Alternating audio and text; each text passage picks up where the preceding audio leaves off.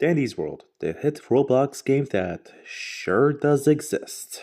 I've played it myself for about a month now, and I sure do love it. Not sure about the rest of the populace though. The game has so much random nonsense, almost scary details, and goddamn blackouts that it's easy to get into and get hooked on. I can say that as someone who has done most of what there is to do now. Even so, there are many more people like me. The game's only an alpha after all, so it doesn't take much to speedrun its content and get made fun of for doing so. Right, Kaden? This game has a pretty dedicated fan base, even if it is plagued with similar issues to most. In fact, there are so many people in them, they've made many videos about it, just like me. Except that I can't seem to find a single Iceberg video about it, so I'm doing it myself. And here it is. It's the bare minimum, but hey, what's the least that it can do? However, most of these topics I'll be going off of personal memory, unfortunately. So don't expect a serious 3-hour long introspective dive in. I'm just one person. I can't handle that much. However, without further ado, let's get on with it. Yippee!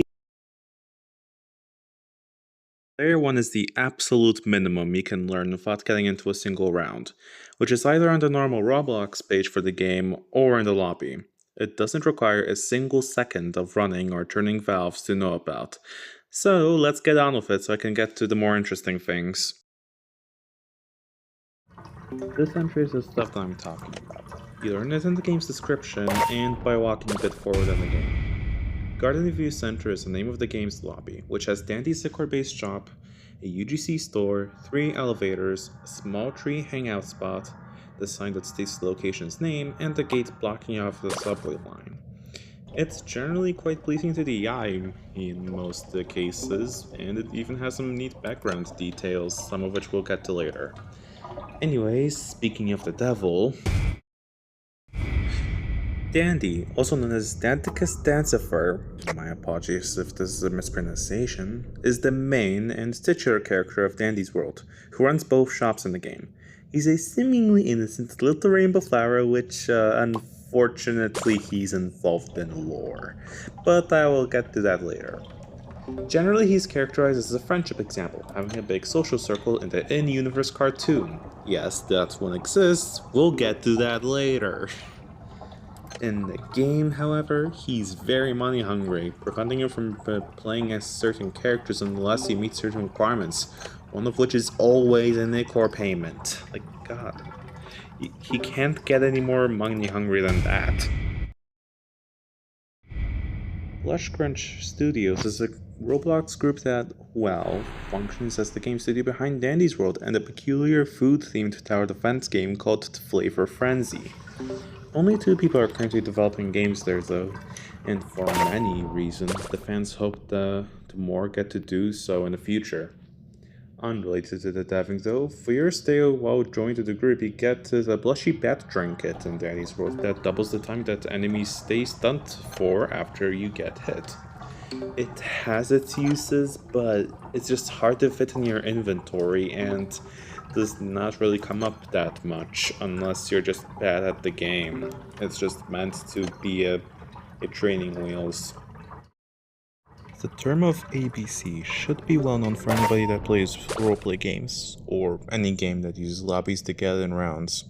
People just go on a location that guarantees their speech bubbles to be seen, in this case the tree or the sign. Type in a combo like ABC, XYZ, or something else, and people come flooding in, typing that password in order to play with you. This is basically unavoidable to see in public lobbies, or you can choose to get a free private server for the game and socially isolate from others in a multiplayer horror game. Isn't that right? So now we're talking about the 2 currencies of the game. I'll start with the simpler of the 2, even though it needs a round of gameplay to understand. Tapes are the in-round currency and can be accumulated through many means. Their main purpose is to buy items from Dandy in an elevator, with a punishment of Claire de Lune shoved down your throat if you refuse. The bastard. Icor is a bit more unique, however. It's a Greek word essentially meaning blood from the gods, and is used as a currency for buying characters and trinkets from Dandy in the lobby. It's also the corruption thing that lets monsters be monsters alongside being implied to be their blood. Yeah, go figure out how that makes sense for yourself. Okay, now we got a slight doozy, but we can still get through it. Mastery is essentially a line of quests you need to do with your characters, which you can view from your Mastery menu in the Toons tab. Each toon has 6, some of which being semi-unique based on their abilities. Research, however, oh boy. It's a gauge for every monster in the game, in the Twisted tab. Fill it up by picking up capsules off the ground that have film tape on them, or by encountering Twisteds in the field. Once you hit 50%, you get a description of their abilities and lore, and from 100%, you get a free trinket. Yippee! Alright, Layer 2. This layer requires some small knowledge of the game, alongside paying a bit more attention to things revolving around it in general. Though in all honesty, you may as well call this the sequel to Layer 1. Shrimpo. Oh, Shrimpo. He's the token bully of the playable toons, and as punishment, he was given the worst stats spread in the entire game. Like, he's the only character with negative stats, he's the only character with 1-star stamina, a true rarity, and the game only tells you to use him if you want to challenge yourself. Even his trinket is useless, it lowers your speed. Okay, so this small stretch will be a doozy to read out, but yeah. Okay, Poppy and Voxen are the designated starters in Dandy's world. They are the characters with balanced stats that you can get one of for free upon playing. They are made for the purpose of having new players ease into the gameplay before they get comfortable with a certain role to play. Their differences are pretty minuscule in all honesty. Poppy gets a pretty large speed boost, but only for a short time, after getting hit. So not very applicable.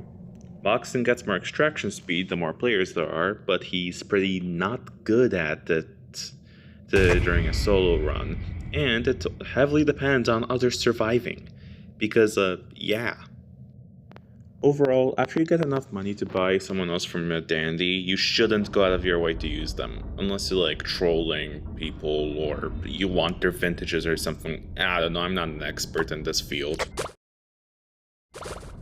Toons are the playable characters in Dandy's world, and they come in all shapes and sizes. From cats to dogs, narcissists to pun masters, nerds to high school jocks. They are there to build character. Can't have a cartoon without some toons after all. Twisteds, well, they're the twisted versions of the beloved in-universe toons. They're leaking a core, frantically want bloody murder, and are primarily evoking a certain negative emotion. Let's take Shrimpo, for example. Yeah, that seems like a reasonable choice. Shrimpo's twisted form has his hands covered in ichor, along with his mouth sealed shut with the same substance. He's actually characterized by a slower movement speed than most, alongside a higher attention span for toons to bully into submission. And with the two body parts in question being covered in what's argued to be blood... yeah, you can have some vivid imagery with this in mind. And I won't have that. Please, so let's move on. Ah yes, the pre-release trailer. Like, multiple months before the game released in its alpha stage. The trailer in question features some details alongside things in the comment section of that video that were news to me. Like, seriously, thank you guys. Like, for example, the game itself was teased in the Flavor Frenzy game I spoke of back in the first layer. So arcade cabinets and sewers? I don't know, I haven't played the game for myself yet. Maybe I will after this video's production, who knows. Oh, and before I forget, Dandy's model used in the trailer itself was slightly different from the one we know today. His eyes used to be pushed in, like the inverse of how Pebble's eyes function in the current game.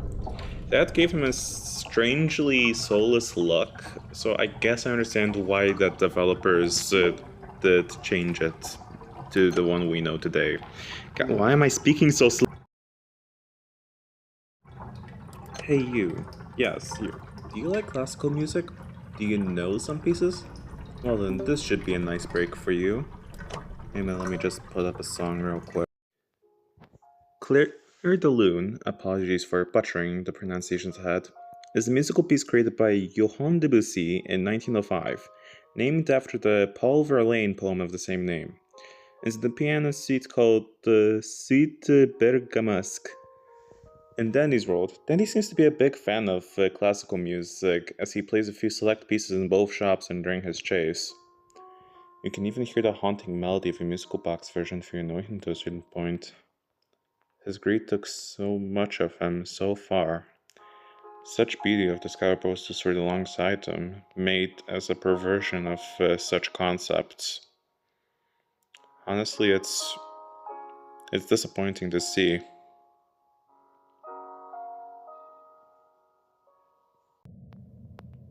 Alright, we good? We good. Okay, on to the next thing. Layer 3 now requires some proper experience, reading chat, and having some engagement with the community. You can still leave, but now this game has left its mark. You're no longer completely free. This phrase is commonly said by newbies who are a bit too full of themselves. In this game, you can refuse to buy items from Dandy and keep your tapes in the middle of the game. Refuse to fall into capitalism too many times and he'll be angry. Some people really don't like Dandy. I am one of those people. Though I don't say that, shut up. And even if they don't make it to the end, they'll make sure to spam this in chat at every opportunity to spite them. And even if he comes back to bite them. Research! Yippee! The Steel Shrimp Challenge is a true challenge run of sorts for Dandy's world, which requires the use of Shrimpo with delicate magnifying glass trinkets. Made by the YouTuber called I Know Llama prior to the 0.2.0 update, it was meant to be the ultimate test of skill in the game. As of the 19th of September, when this is being written, the original video has 68,000 views. On the 29th of August 2024, the game received the 0.3.1 update, which among bug fixes also introduced the roleplay mode. This lets you move around one map each of the warehouse and projector floors, the lobby, and a newly modeled tune room for some tunes, which also included a cartoon of Sprout and Cosmo trying to bake cookies. However, as it is with story-driven Roblox games, there are other games bearing a similar name and purpose. In fact, one of them is still being used to this day. They aren't made very well as they don't have access to Blush Crunch's direct assets, but from a short glimpse of two I've had, the developers seem to be competent at the very least. Yes, I know I'm talking about two subjects at once, but do you really care at this point? There are certain twists in the game that act a bit differently from others. You know, variety is the spice of life. There are two stationary twists, Roger and Razzle and Dazzle. Roger takes the form of a capsule initially, which if you pick it up, he'll appear, drastically debuff your walk speed, run speed, and extraction speed, and maybe injure you if you don't hide or run away. The thing is, once you learn that the Roger capsule won't ever activate unless prompted to, and the fact that it's possible to spot him in a crowd of normal capsules, he becomes the easiest twisted in the game to handle. You just need to look at him. Razzle and Dazzle are also somewhat easy to deal with, but they're unique. They'll be asleep in the highlighted circle area, and if you run inside the area, they'll wake up and you'll be injured, unless you're undercover. Well, on paper that is easy to deal with than Roger, because it's much easier to notice. It can become a problem during chases with other twisteds when you're not thinking. Add on the ones that slow you down like Finn, or even ranged attackers like Scraps, you'll basically be running into the Razzle and Dazzle circle constantly, taking unnecessary damage if you're not thinking straight. Still, they are stationary, so to the easiest tier with them, pleb. Also, I guess there's a meme involving distracting them, but in all honesty, this isn't too notable. Just look it up on TikTok if you're so curious or whatever. Shipping almost goes without mention. It's almost like an unwritten rule in fiction. If two characters exist, they'll be shipped together, even if the pairing makes no sense. If you've seen talk about Japanese yaoi or other concerning things in older mythos, you've likely seen some opinions that can be applied here.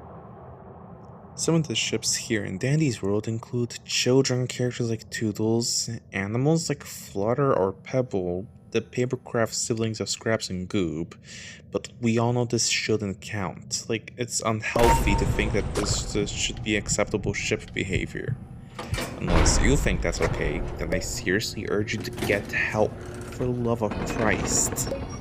Also, if I see another TikTok shipping Goob and the Shrimpo for whatever fucking reason, I'm going to blow my brains out. Okay, Layer 4. We're finally going to get in some lore and proper story spoilers that explain events in the game, alongside details that we know from things scattered around maps. If you're still watching this, then... yeah. Good for you. So I'm immediately betraying the promise of what I spoke of earlier, but hear me out. Runs in this game come in many forms, and typically they involve rules. From the dandy run where purchasing items is forbidden, to main runs when you can only use main tunes. They're meant for certain players to try and customize their experience with the game unofficially, so that they don't need to torture themselves with Shrimpo. Like seriously, why do people still play him? Glisten and glisten. He's one of the tunes that initially was relegated to posters and advertisements around the lobby and maps before making a playable appearance in version 0.3.0, which as we all know is a Sprout update. His personality is of a self-adoring, flamboyant perfectionist who will stop at nothing to get attention from the crowds of Picard in view. While he's built for extraction in-game, this doesn't stop him from showing off his ego with below-average stealth, stat, and literal teleportation, which is honestly the best active ability that doesn't belong to a main character anyway. Where this gets interesting though is with his twisted form, since, at least for now, broke a lot of boundaries when it comes to enemy design and lore. Normally, Twisted Glisten is pacifistic and actually prefers when tunes gather around him as a way to calm him down. The only reason he goes nuts is when he loses control, either from isolation or panic mode. You know, when you finish all the machines. His description points towards the lore bit as well. It mentions that his ego shattered alongside his face, but that he is barely holding on, which means that tunes can withstand themselves from falling into Twisted, and those tunes also can be named something else other than Dandy. Hackers and Dandy's world actually have a slightly unique relationship. Roblox has a fair bit of times had measures to ensure that you just don't bother hacking, but that doesn't stop middle-aged adults or children that installs too many viruses on their parents' laptops from trying to do so anyway. In Dandy's world specifically, they fulfill something of an entertainment role, akin to a gesture in court. They just bounce off walls into the stratosphere, rotate in place, become Dandy to be able to show his in-game stats to others, and just goof off. One thing that's weirdly common though is that they almost never go into games, just staying in the lobby before they can get banned. This is shown in gameplay performance of these hacks, as bouncing off of walls doesn't tend to be very consistent in distracting Twisteds. Because you know, you can't really rely on RNG for that one. Remember how Dandy's World is a mascot horror game? Well, no lord, that's because Dandy is the protagonist of his own TV show where his other Toon's friends get to participate in shenanigans. There are storyboards of certain episodes that are scattered around maps, and they sound pretty peculiar, and even inform conversations in the elevator, such as the episode between V and Scraps or Cosmo's introduction episode. Sometimes you need to look at the small details. Those just always elevate the vibe that's being aimed for. Seems like the devs took that seriously for a quick second at least. In the lobby there are 3 sets of small toy blocks, made of wood. One in Dandy's shop and the other 2 by the tree with the garden view sign. Coincidentally, 2 of those sets, including the Dandy one, feature the blocks formed in a pattern that spelled the word help. Nothing more to it than that, I just like the detail. I can be simple, you know? Okay, time to bite into some proper lore finally, let's go! Arthur and Delilah are a human pair of characters in the Dandy's World lore. They are responsible for the initial creation of the tunes alongside the production of the tunes. Unfortunately, we don't have much information about them as we'd like, so I'm going to have to resort to generalization. So apologies for any inaccuracies up ahead. Arthur is the character designer who likely came up with the concepts and ideas that went into making them a reality. Delilah was the manufacturer of the tunes, with her only confirmed character trait being a need for coffee. After getting a loan sometime in the 1980s, their work started. Eventually, they started booming in business with their work, and it even allowed a big enough profit to create a Garden View Center, where Toons and their handlers could engage with children outside the show. That was sometime in the 90s, or maybe even the early 2000s, when the show was still running. Though it seems that something went wrong during the production of the show's episode titled Showtime Panic, as it implied that Dandy started some plan to get a hold of Marco for some reason, which was the beginning of the end of Garden View, as it would slowly shut down due to allegations against the companies that owned it. At some unknown point, it could very well be before Dandy was starting the operation, Arthur sent a letter to Delilah, basically accusing her of knowing about his scheme and turning a blind eye. But as far as we are aware, this wasn't the only case at the time of people ignoring Dandy's evil plans, as Astro is implied to also know about that.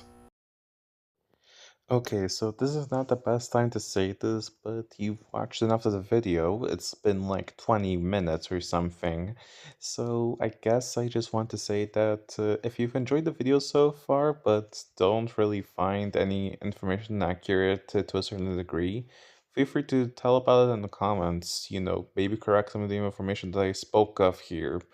I would really appreciate it because as someone who kind of just did this on a whim, I would it would be a big deal for me to just actually get proper corrections since I'm not exactly in the most objective places with the most accurate information.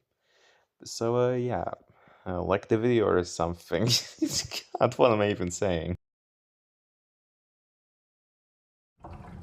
Layer 5 is going back to the more general tidbits about the game alongside some surrounding things, so yeah, kind of a downgrade, but what can you do with my poor planning skills? Also, we're starting to look into cut content now, yippee! Secrets in video games aren't anything new. Some devs just really like showing off some obscure stuff in a contributed way. Dandy's Rose is not an exception to this. As per the Sentry's suggestion, there's a crayon drawing of Sprout hidden away in the locked room behind Dandy's lobby shop. Though the confusing stuff about that is the circumstances surrounding it. You need to clip your camera through the door in order to access it, or you hack yourself inside. It's a copy-paste of the same drawing in an adjacent room, but bigger. It's straight up replaced with a door in the official roleplay server, and the whole fact that Sprout's the one behind the door is confusing it because of Danny's relation with him being non-existent. At least in my personal opinion. Mind you, this likely existed before the first updates of the game, before the 0.2.0 update when Shelly was introduced. I don't know why Sprout specifically was chosen for this, but I'd have to assume that someone on the development team really liked Sprout. And I mean, in all honesty, who doesn't like Sprout? Okay, so there may not be an area called the library in the game, but the school nerds will live on. The book club in Danny's World that just read books, I don't know what else to say. Participants are Brightney, Dazzle, and Astro. There are also a few weird details about the club though. Wilson is called an unofficial member, mostly by me, because while he gets invited to hang out, he doesn't ever participate. There's also Razzle who isn't a member but is forced to participate due to Dazzle being in the same physical body. Honestly, relatable. Some twists in the game are seen as a threat because of their stature, speed, abilities, or even because of throwing a curveball into the mix. Twisted V is a threat to our suspension of disbelief on how long we can let the artists keep getting away with this. The fanbase can generally agree that Twisted V is perhaps the worst designed obstacle in the game. From the lack of changes to the lazy demonstration of the facial expression to the lack of creativity put in, it feels barely like an enemy and more like a Tumblr sexy man archetype, and this isn't what V is supposed to be. There's cut concept art V coming out of vents to attack the player, and that feels so much more like an actual Twisted that forces you to change your approach to levels. But no, we get a tall host woman instead. Seriously, God, why? Who doesn't love a good pun? Well, who doesn't like aquatic sea life? Well, I can assure you that Finn is not the answer to either question. Introduced in the same update as Gluson, Finn is in character a pun machine thanks to his extensive study of marine biology.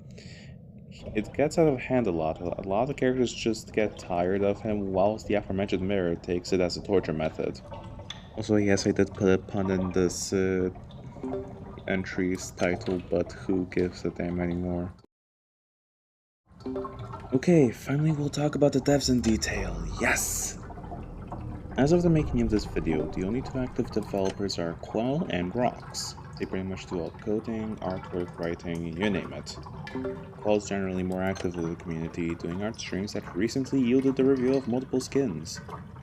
Now that I think about it, this kind of stuff draws a small parallel between them and Arthur and Delilah from earlier in the Iceberg.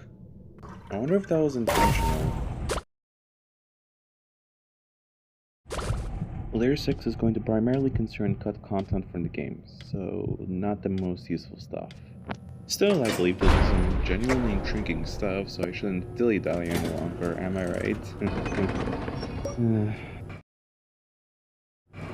As being a game is still in its alpha stages would suggest, there were things used as placeholders when it came to certain graphics. Like, the decency card used to have a literal elevator shaft public use image, and speedy shoes were stolen from Hermes and in a completely incorrect art style. Couldn't make this up if I wanted to. Sometimes life comes out as a disappointment. You can make a lot of preparations, you meet a lot of people, but you can't make do with what you have and you need to toss the hard work away or start over. Some of the scrapped art here showed a lot of promise too, like the previously mentioned Twisted V concept art where she came out of vents. Though for every banger, there's stuff that we should be grateful that it wasn't chosen, like the Twisted Shelly concept art. Yeah, the dinosaur details were very helpful in making her design more unique. Gameplay changes. We love them, we hate them, but they're necessary in the search of finding a proper balance. This is shown in the game's trinkets, as they themselves underwent some small shifts in design. For a few instances, the fancy purse in the V-mode had the drawback of reduced extraction speed before it was changed to the V-mode having a soft time limit and the purse having no drawbacks at all. The crayon box also worked a lot like how the fishing rod works today, before the decision was made for it to be a floor-by-floor added item. And honestly, that is much better, yeah. That was the pet dog that belongs to Danticus Stancifer. He's cute, small, is possibly the best distractor, and he is also the bestest boy. Like, who's a good boy? Now, why is he on the second to last layer of the iceberg? Just look at how many things changed about him. It's frankly ridiculous. But he's still the best boy. Back during the initial 0.1.0 version of the game, his toolkit was a bit lackluster, honestly, as despite his prime distractor stats, he was built as a survivalist. His active ability was to sniff out items across the map, with a placeholder graphic of a dog. Cute. And his passive multiplied his stealth and stamina when he was at death's door. Yeah, no. Thankfully, when it came time for the Sprout update, which is 0.3.0, well, his toolkit was revamped to what we know today, a barking ability to take the aggro of other Twisteds, along with his prior active now becoming his passive. Yippee! Okay, so yet another unscripted bit. This subject will talk about some unsavory stuff, to say the least, and may require some censorship if this doesn't really go well. If you want to skip this topic, I'll try to include a timestamp to the 7th layer in the comment section, or maybe if I finally learn how to do chapters, probably. But I mean, if you're still here and listening, then it means you should be hopefully fine with me talking about this, so Godspeed. Lush Crunch Studios, as discussed prior, was led by two developers, Quell and Rox. They've done their work in developing Dandy's World and Flavor Frenzy, and generally seem to have a good work ethic. So what's the problem? Well, it's Rox, or more so, both of them. If you're in the fandom around that time of Dandy's World's release, or even prior to that, apparently, you might have been aware, or at least have actually learned of Rox's child art, of which an alarming amount has gross depictions of intimacy, which I don't even want to speak of. Because apparently we can't have nice things without a disgusting caveat on the death part. God. The community has called him out on this with digital proof, but Quell has made the decision to straight up ignore them about it, banning people that talk about it or downplaying the situation. I can understand wanting to protect a friend, but this is not a time. Like, just look at Rox's actions, you know it to be true. There's still an outcry to kick him out though, alongside hope of Quell getting more staff in their place. Though in all honesty, I doubt it will happen in the near future at the very least. Though regardless of that, this needs to be addressed. Honestly, I wish it was earlier, because this could still be ongoing to this day. I don't think I can ever put in words properly anything about this, partially because this is the one thing I refuse to do proper research on. I'll link a video on the community post talking about this in the description, mostly because they do a better job at it than I ever could. I just don't want to talk about that anymore. I need to do the funny entries and not the fucking controversies and CP allegations. Okay, this is the last layer. This is now almost purely centered on the community, with small tidbits about the game. Unfortunately, like half of this involves things that aren't suitable for a younger demographic. Like, if you've looked at the bottom left corner, you might have figured that out. So if I figure out timestamps or whatever, I'll post one of those skipped from those topics to the end of the video. So like, we can all just be sane about this. Works of fiction tend to have pieces of fan fiction. Some of them change the setting or rules of the universe, just as a fun what-if scenario. Dandy's World is no exception to this. Okay, but seriously, there are like 2 AUs that I recommend you check out. I'll try to link both of them in the description because I don't want to spoil things to you, and one of them is kind of discontinued, so yeah, good luck viewing the content. Ships in Dandy's World are truly unique. From the very confusing anything with Shrimpo to the common illogical combinations with V with Shelly or Finn. Like, seriously, how do you expect a TV and a fishbowl to date? The one I'm talking about in this entry, though, is seen as the most normal one by the fan base, and I don't even get why. No, like, I'm being serious here. What? The ship makes no sense. Like, Roger is supposed to be the parent that's just a single parent of Toodles, which makes sense considering that they had an entire shorts together about just trying to find out why dreams keep happening.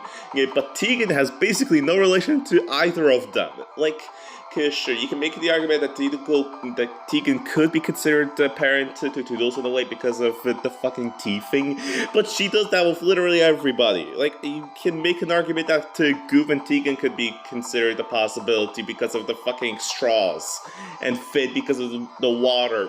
God. And Roger and Tegan barely have any interactions together because, like, sure, Roger does say something about the Ecor being stained on her dress or whatever, but that barely even can be considered romantical, and they don't have an interaction properly. Like, this makes no sense whatsoever. Why does the fandom keep saying that this is one of the most sane ships in the game? Why? Alright, so rant's over. Time to continue. God. Shrimpo is the embodiment of hate. We see this literally everywhere, from his conversation to his room, from his face to his stats. He is designed to be the one person in a room with overblown high standards on everything possible. Through a stream of Quell, there was actually confirmed talk of Shrimpo having one thing that he actually likes, which wasn't directly stated, but it's still free to interpretation. Because of said lack of confirmation, I'll take the time to talk about two things that could be possibilities for the one thing that he actually likes category. Firstly, through both of the elevator talks with Finn, he's heavily implied to have memorized the general facts about crustaceans from him, even down to shrimps being in that category. Even if he says that he wants to forget these facts, the talk where he prevents puns by declaring shrimp supremacy says otherwise. Yeah, narcissism is not cute. Secondly, the much more definitive option is actually a bit more factual, as it comes from a somewhat official source in the roleplay server. If you go to the Actions tab while playing as Shrimpo, his normal face menu text is replaced with "My awesome face!"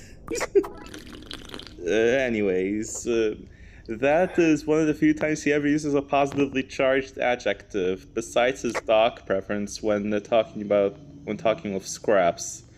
Holy shit. Alright, this is positively sensitive topic number 1. Characters in Dandy's worlds tend to have actual relations canonical to the lore, which is unfortunately overshadowed by the ships. Why? Well, while there are the obvious few that I've touched on in previous layers, such as the book club and siblings, there are also some other relations that are weirdly expanded. And I'd like to talk about them, so sit back and enjoy. Boxton, he's the socially awkward middle school protagonist of a cringeworthy novel that advocates against healthy sleeping patterns, and that is perfectly demonstrated with Astro, as he, without explanation, just decides to give Boxton right nightmares whenever he's around. This has apparently gotten bad enough to the point that Boxton had to go to Glisten to talk and calm down, which honestly is more funny than anything else, considering that Glisten is nothing but gaslight gatekeep girl boss and like beauty sleep or whatever. There's also the weird thing that Razzle and Dazzle are the cause of two relationship triangles, separately, for different reasons that conflict with each other, with the same people. So Razzle in their shared room with Dazzle is obsessed into making it to the staff of V's show as a backstage worker, and honestly that's a mood, why not? And Dazzle's membership in the book club has given him moments with Astro that sure are highlighted in a comparatively positive way from his usual dialogue. And this isn't even mentioning how aggressively helpful V and Astro are to each other. This is getting confusing. I don't know whether the comedy or tragedy is the more sane option, because honestly this could be either. The last one that I want to talk about, there's kind of proof that Tisha and V have a divorced parents dynamic due to their relations with Shelly. Think about it. Shelly is often ignored and kind of made lesser in her interactions with V, which could be symbolic of an abusive parent. Tisha, on the other hand, is very active with Shelly, wanting to partake in activities alongside her, even if it means she'd have more work to do as a cleaning maid. Then it wraps back around to Tisha and V not talking with each other. Neat. Okay, so ahead will be a song that features a lot of swearing and possible innuendos, but this is also an alert because I will be pretty cringe. Yeah, nobody likes that. Joyride, joyride, I'm just looking for a good time tonight.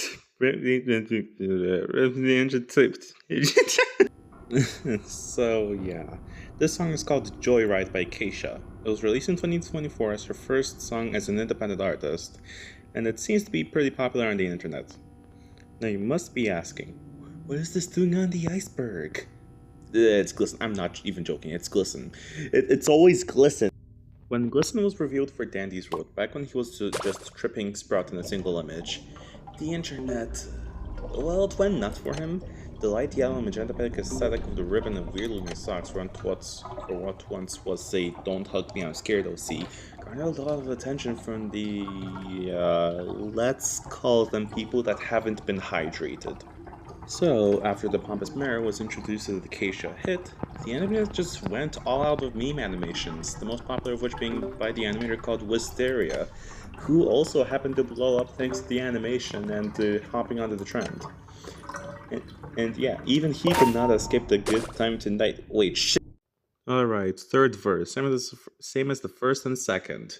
It's now finally fucking time to end this video. Now I just need to talk about the one thing that can possibly censor me. Great. Yeah, I'm scraping the bottom of the barrel. Thank the high heavens that there's an eighth layer. Holy. And honestly, even though I don't want to go anywhere near this topic of a 9-year poll, I've kind of set this up for myself. So, as the name of this entry implies, this is talking about not safe for work content. Any kind of fiction probably has unsafe content at one point or another. I really don't need to talk about this, but I need to explain that even children-based products have that kind of issue. We've already seen that happen with other things made for toddlers, so this goes without saying. If you're seriously trying to comment about the fact that I've lost my voice for this entry, it's because I'm not scripting this shit. I'm not going to type on a keyboard about how disgusting artwork is disgusting. I am not going to do anything that involves this in any way, shape, or form. This will be the only recorded instance of me ever talking about forbidden rules. And no, I will not go in depth. This kind of speaks for itself if you ask me. And time. Okay. I'm finally doing this video. God, this took way too long to make. The scripting for this began on the fucking 11th of January, which in itself is a weirdly ironic day, but yeah, I guess it's better than nothing. Yeah. And I can't believe the production of this video just fucking spiraled on for 2 weeks because I either forgot to record anything or I just kept butchering my lines. Good lord. Anyways, I'm still planning to keep playing Dandy's World, mostly because I want to enjoy this game in spite of its creators, not because of them. I've already seen that they're very lazy with the ideas, like, they're not very willing to accept the help of the fan base, like the ideas thing and Rox. But yeah, I'm going to try to keep enjoying it despite everything, because like I guess that's just a model for me. A lot of games that are ending up as masterpieces or something always end up having the weak link of having a terrible person behind them, and even if that ends up souring your experience, you need to learn to just to go through despite this.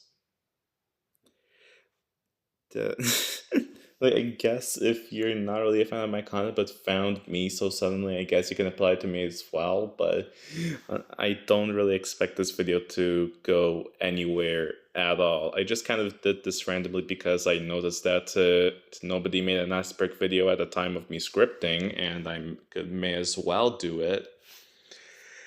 So yeah, I will anticipate people better than me just doing a better job at making this iceberg an actual thing. This is an inevitability as far as I'm aware.